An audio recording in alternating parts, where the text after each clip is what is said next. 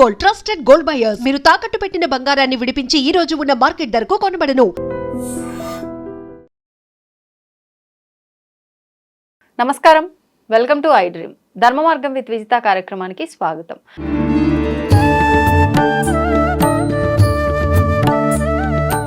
నమస్కారం అండి. నమస్కారం. సంకష్టహర చతుర్థి రాబోతోంది.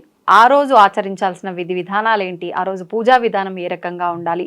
సంకష్టహర చతుర్థి కూడా అంటే ఒక్క రోజు మాత్రమే వాళ్ళ కామ్యం ప్రకారంగా చేసే వాళ్ళు ఉంటారు, కొన్ని వారాల పాటు వ్రతంలాగా ఆచరించే వాళ్ళు ఉంటారు. అసలు ఏ రకంగా చేసుకోవాల్సి ఉంటుంది ఈ విధానం అంతా కూడా?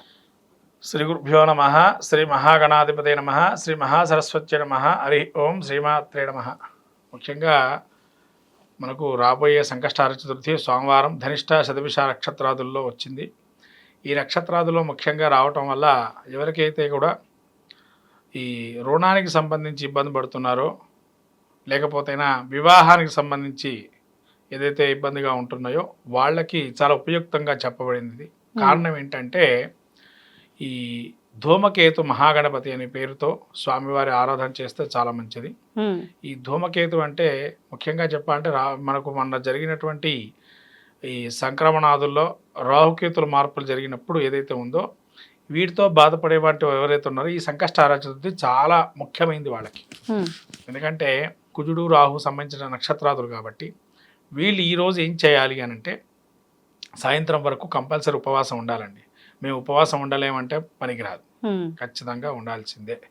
అంటే ఏ రకమైన ఉపవాసం? కొంతమంది అసలు కంప్లీట్ మంచినీళ్ళు కూడా తాగకుండా చేస్తుంటారు, కొంతమంది పాలు పలహారాలు తీసుకొని చేస్తూ ఉంటారు. ఇది ఏ రకంగా చేయాలి? ఇప్పుడు ఇది ఇంకో విషయం ఏంటంటే ఇక్కడ ఆరోగ్యకరంగా ఉండేటువంటి వారికి అసలు ఏం తీసుకోకుంటే మంచిది కాదు అనుకునేటువంటి ఫలాలు మాత్రం తీసుకోవచ్చు. ఏదైనా ఒక పండు తీసుకోవచ్చు, పండు తినకుండా మరీ అంత ఇబ్బంది పెట్టకూడదు ఆత్మని కూడా. కాబట్టి ఫలం తీసుకోవచ్చు, దానిలో ఎటువంటి సందేహం లేదు. పండ్లు పాలు, ఎందుకంటే మనం అనుకుంటాం ఆత్మలో కూడా పరబ్రహ్మ స్వరూపమే చూడాలని చెప్పి అన్నది భాగవతం కూడా. కాబట్టి ఆత్మస్వరూపానికి ఏదైనా మనం ఫలం లాంటి ద్రవ పదార్థాలు ఇవ్వాలి. మనం ఏం చేస్తామంటే మనం ఎట్లాగో సాయంకాలం పూజ చేసేది ఉంటది ఆ రోజు కాబట్టి శరీరం నిలబడి ఓపికగా పూజ చేసుకునే స్తోమత ఉండే రకంగా. మరి అంతే కదమ్మా, శక్తి లేకపోతే అప్పుడే కింద పడిపోతాం, ఎంబడే కళ్ళు తిరిగి. అంతే, సాయంత్రం అయ్యేటప్పటికే కళ్ళు తిరుగుతాం, ఇక పూజ అయ్యి ఉండదు. ఈ ఫస్ట్ తినాలి అంటే అప్పుడు ఆ యొక్క హడావుడిలో పూజ కూడా సగమే అయిపోతుంది. అందుకని పాలు కానీ మనకి ఏదైనా ఫలం కానీ తీసుకోవచ్చు. తీసుకొని మళ్ళీ ప్రదోషం అంటే మనకు గోధులికా సమయం కల్లా స్నానాధికాలు చేసేసుకొని మన పూజాస్థలంలో మంచిగా శుద్ధి చేసుకొని ధూమకేతు మహాగణపతి, మరి అందరికీ ఇది అవైలబిలిటీ ఉంటుందా ఉండదా ఏంటి అనేది ఉంటుంది ఇక్కడ. ధూమకేతు గణపతి అంటే ఏంటండి, మరి ఏ విధంగా చేసుకోవాలంటే ఒకవేళ అది అవైలబిలిటీ ఆ విగ్రహం కానీ ఫోటో కానీ మీకు దొరికితే పెట్టుకోండి. ఒకవేళ అది ఏమీ లేదు దొరకలేదంటే ఇంట్లో వినాయకుడికే శుభ్రంగా హాయిగా దానికి ఏం చేస్తారంటే మట్టిని కాళ్ళకి, వినాయకుడి కాళ్ళ దగ్గర మట్టిని పెట్టండి. అంటే ధూమకేతం అంటే ముఖ్యంగా మట్టిని పెట్టడం వల్ల ఆలస్యం ఏంటంటే పృథ్వీ తత్వం అని చెప్పి అంటాం కదా గణపతికి. అలా పృథ్వీత్వం ఆ మట్టిని కనుక పెట్టేసి అది పుట్టమన్న అయితే మరీ మంచిది. ఆ స్వామివారి కాలు కింద పెట్టి ఆ పుట్టమన్నే మనము సుబ్రహ్మణ్య స్వామి స్వరూపంగా గణపతి స్వరూపంగా ఆరాధన చేసి ఆరాధనా క్రమం అంత అయిన తర్వాత దాన్ని మనం తీసి పొట్టు పెట్టుకోవచ్చు. అలా మనకు ఏదైనా కానీ మీరు అన్నట్టు వివాహ సంబంధమైన దోషాలు కావచ్చు, తర్వాత ఏదైనా పని మొదలుపెట్టినా లేదా ఈ రాహుకేతు సంబంధించిన దోషాలు కావచ్చు నివృత్తి అవుతాయి. మరి వీటి పూజా నియమం ఏంటి అంటే మనకు 4 నామాలు ఉచ్చరించవచ్చు. ఏవైనా భగవంతుడి యొక్క 4 నామాలు, ఈ యొక్క వినాయకుడి నామాలు అష్టోత్తరం కానీ లేదా అష్టోత్తరాలు మీకు నచ్చిన నామం ఏదైనా తీసుకొని దాని తదేకంగా ఒక 400 సార్లు జపం చేయటం, 444 సార్లు అలా చేయొచ్చు. తర్వాత అది కాదనుకుంటే కనుక ఓం గంగణపతే నమః లేదా శూర్పకర్ణాయ నమః, పాలచంద్రాయ నమః, గజాననాయ నమః, లంబోదరాయ నమః ఇటువంటి వినాయకుడి ఈ యొక్క నామాలు స్మరిస్తే కనుక గణేశ పురాణం స్కంద పురాణం తెలపబడే విశేషంగా ఈ గణపతి ఆరాధన చేస్తే చాలా మంచి ఫలితాలు ఉంటాయని చెప్పి. తర్వాత రుణహర గణేశ స్తుతి అనుకుంటు ఉంటుంది. ఈ స్తుతిని ప్రతినిత్యం 6 నెలల పాటు ప్రతినిత్యం పఠించాలి. ఇలా పఠిస్తే కనుక లక్ష్మీదేవి అనుగ్రహం కాకుండా మీకు అప్పు పుట్టే అవకాశం కూడా ఉంటుంది. కొంతమంది అప్పు చేస్తుంటారు, డబ్బులు పుట్టం. అవును, మరి అప్పు పుట్టాలన్నా డబ్బు పుట్టాలన్నా మీకేముందని అడుగుతూ ఉంటారు ఫస్ట్. మరి అది పుట్టాలన్నా కూడా దానికి ఏదో ఒక ఆధారం ఉండాలి. ఈ ఆధారభూతమే రుణహర గణేశ స్తుతి అనేది ఉంది. ఈ గణేశ స్తుతిని ఆ రోజు నుంచి ప్రారంభం చేస్తే ఖచ్చితంగా మీకు డబ్బు అనేది పుట్టే అవకాశం ఉంటుంది. తద్వారా రుణ విమోచన చేసుకోవచ్చు. ఓకే. తర్వాత గణేష స్తుతి చేసే ముందర ఈ యొక్క స్వామికి ఎరుపు అక్షతలు వాడాలి. ఎరుపు అంటే కుంకుమతో కుంకుమతో చేసినటువంటి అక్షతలు, నెయ్యితో కలుపుకొని కుంకుమ అక్షతలు. గణపతి పూజ వచ్చిన వాళ్ళైతే సంకల్పం అంతా విధానంగా ఉంటుంది, ఆ సంకల్ప విధానంగా చేసుకోవచ్చు. మరి ఏ సంకల్పాలు రాని వాళ్ళ పరిస్థితి ఏంటి అంటే శుభ్రంగా గ్లాసు నీళ్ళల్లో మనం ఉంగరపు వేలు ముంచి 3 సార్లు ఆ కళ్ళను దుకొని నేత్రాచమనంగా చేసుకొని కళ్ళు తుడుచుకొని స్వామికి భగవంతుడికి గణపతి ప్రార్థనతో మొదలుపెట్టండి. శుక్లాంబరదనం చెబుతారా, లేదా మీకు ఇంకా ఏమైనా శ్లోకాలు వస్తాయో చెప్పుకొని మొదలు పెట్టుకోవడం చేయండి. చేసిన తర్వాత స్వామివారికి గంధము, ధూపము, దీపము, తర్వాత నైవేద్యము. తర్వాత ఈ నైవేద్యంలో మరి ఏం వాడాలండి ఇక్కడ అంటే నువ్వులు బెల్లము కలిపి దంచేసేసి దాన్ని నైవేద్యంగా పెట్టచ్చు. తర్వాత మోదకాలు పెట్టేవాళ్ళు స్వామివారికి ఇష్టమైన మోదకాలు పెట్టచ్చు, బెల్లం పెట్టచ్చు. ఇవన్నీ ఇష్టమైన స్వామివారికి అవన్నీ మోదకాలు కానీ ఉండ్రాలు కానీ చేసి పెట్టచ్చు.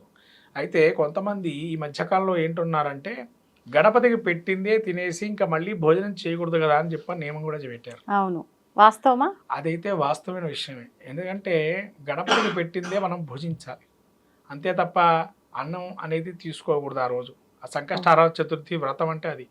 ఎందుకంటే గణపతి ఆ కథలో కూడా మనకు వినాయక చవితి కథలో కూడా చెప్పారు. ఏం చెప్పారు అక్కడ? గణపతిని చూసి చంద్రుడు నవ్వితే కదా ఈ యొక్క వ్రతం వచ్చింది. అసలు ప్రధానంగా వచ్చింది అది. దానికి సంకష్టహార చతుర్థి వ్రతం వచ్చింది. ఆ వ్రతం రావటానికి ఒక మీరు అన్నట్టుగా పురాణ కథ ఒకడున్నా కానీ మనకు కలిసే మనకు కనబడే కథ ఇది. మన కనబడిన కథను మనం ప్రత్యేకంగా తీసుకోవాలి. పురాణ కథలు కొంతమంది విన్నారు, కొంతమంది వినరు. ఇదైతే మనకు కనబడే కథ కాబట్టి ఆ లంబోదర స్వరూపాన్ని ఏదైతే చూసి ఆ చంద్రుడు నవ్వడానికి గల కారణం కాబట్టి ఎవరైతే ఏకభక్తంగా ఉండి ఆ రోజు నియమబద్ధంగా చేసి మర్నాడు మళ్ళీ ఆ స్వామిని యథాస్థానం ప్రతిష్టాపయామని ఆ రోజే చేయకుండా మర్నాడు చేసి ఎమ్మటే స్వామివారికి నైవేద్యంగా అన్న నైవేద్యం పెట్టి అది భోజనం చేయాలి. ఇలా చేసినట్లయితే ఖచ్చితంగా గణపతి అనుగ్రహం కలుగుతుంది. ఇంకోటి ఇక్కడ మనం ధ్యానం చేసేటప్పుడు స్వామివారిని నీవే శరణాగతి అని చెప్పి చేయాలి. స్వామి ఎప్పుడు నీ యొక్క అనుగ్రహం ఉండాలని చెప్పి అనుకోవాలి, కానీ ఏదో మన కోరికల చిట్టా మొత్తం మొత్తం రాసుకొని లిస్టు మొత్తం పెట్టడం కాదు. ఏదో స్వామి నీ అనుగ్రహం నాకు కావాలి, నీ పాదాల శరణ్యం అని చెప్పి ధ్యానం చేస్తే ఖచ్చితంగా ఆ భగవంతుడి అనుగ్రహం కలుగుతుంది. అది మనం చేయాల్సిన పద్ధతి, క్రమం. అంతే. లాభాపేక్ష లేకుండా ఏదైతే ఆరాధన చేస్తామో దాన్నే అనుగ్రహిస్తాడు దేవీ దేవతలు. అది మనం ప్రత్యేకంగా తెలుసుకోవాల్సిన విషయం. పరబ్రహ్మ స్వరూపము దాన్నే చూస్తారు, కానీ మీరు లాభాపేక్ష అయితూ చేస్తే మాత్రం ఇంకా అది వేరే విధానంగా రొటేషన్ అయి పాపం మాత్రం పోకుండా ఉంటుందని భాగవతంలో చెప్పబడింది. ఇది నేను చెప్పిన స్టోరీ కూడా కాదమ్మా, భాగవతంలో చెప్పారు. ఎవరైతే ఆచరించే వ్రతాది నియమాదుల్లో ఏదైతే ఉంటాయో కించిత్గా ఈ నియమాలు తప్పి చేసినట్టయితే అది పాపభూయిష్టమై మళ్ళీ ఆ పాపం అట్లానే ఉంటుంది. ఈ పాపం ఎలా తొలగిపోతుందని మరి దానికి కూడా అక్కడే చెప్పారు, పరిష్కారం కూడా చెప్పారు ఆయన. భాగవతంలో శుక మహర్షి దాని పరిష్కారం కూడా చెప్పాడు ఆయన. ఏ విధంగా చెప్పాడు శుక మహర్షి అంటే, ఎప్పుడైతే ఈ పాపాలు ఎలా తొలగిపోతాయండి అంటే ఎవరైతే నిత్య ధ్యానం చేస్తూ లాభాపేక్షకుండా ధ్యానిస్తాడో భగవంతుణ్ణి వారికి ఎటువంటి పాపం చుట్టుకోదన్నాడు. అంటే అక్కడ ఏంటంటే లాభాపేక్ష లేకుండా చేయమన్నాడు ధ్యానాన్ని కూడా. అంటే భగవత్ వ్రతాలు కూడా మనం ఏది కూడా లాభంతో చేయకూడదు. అంటే మనం ఒక కోరిక కోరుకుంటున్నాం అంటే ఇంకా అది ఫలించాలి అంటే లాభం కోసం చేస్తున్నట్టేగా. కామ్యాలు, ప్రత్యేకమైన కామ్యాలు కొన్ని ఉంటాయి. మీరు అన్నట్టుగా భగవంతుడు ప్రీతి కొంతమంది చేస్తారు. అంటే వానప్రస్థాశ్రమం ఉంటుంది. వానప్రస్థాశ్రమము గృహస్థాశ్రమం స్వీకారం చేసినప్పుడు సంతానం కోసం చేస్తే మీరంటూ కామ్యమే. ఎప్పుడైతే గృహస్థాశ్రమ స్వీకారం అన్నీ ఉన్నాయి మన దగ్గర, అయినా మనం కోరుకుంటూ ఉంటాం, ఇంకా నాకు అది కావాలా ఇది కావాలనో ఇంకోటి కావాలని కోరుకుంటాం. అటువంటి కోరికలు చేయకూడదు అని అంటారు. ఎప్పుడైనా కానీ అటువంటి కోరికలు చేయకూడదు. ఏదైనా కానీ ఆశ్రమబద్ధంగా నియమంగా అన్నీ ఉన్న తర్వాత కూడా మనం కోరుకోవడం ఉంటుంది, అది కరెక్ట్ కాదని అర్థం అక్కడ. అంతేగాని కామ్యాలకు చేసుకోవచ్చు. కానీ ఏంటంటే కామ్యం అయిపోయి అన్నీ ఉన్నా సమకూరినా కూడా మళ్ళీ మళ్ళీ మనకు కావాలనుకోవడం అది కరెక్ట్ కాదు. అది వ్రతాదు నియమాదుల్లో ఆచరించాల్సిన విషయాలు. ఈ విధంగా సంకష్టహార చతుర్థి ధూమకేతు మహాగణపతిగా ఆరాధన చేస్తే మంచి ఫలితాలు ఉంటాయి. ముఖ్యంగా కుజ రాహు సంబంధమైన కేతులు సంబంధమైన ఏవైతే ఉంటాయో గ్రహస్థితులు వాటి తొలగిపోయి మంచి ఫలితాలు ఉంటాయి. ధన్యవాదాలండి. తవ్వుతున్న శివలింగం సరే దాన్ని అట్లా కప్పేసేయండి, చూపించదండి. Krishna is there. మూర్తి పూజ కాదు, సాక్షాత్ బ్రజేంద్ర నందన భగవాన్ ఉన్నారు మూర్తిలో. ఏమీ ఆశించకుండా ఆరాధించే వాళ్ళు కూడా ఉన్నారా ప్రభుజీ? నిజమైన భక్తి అంటే మనకు తెలియదు కాబట్టి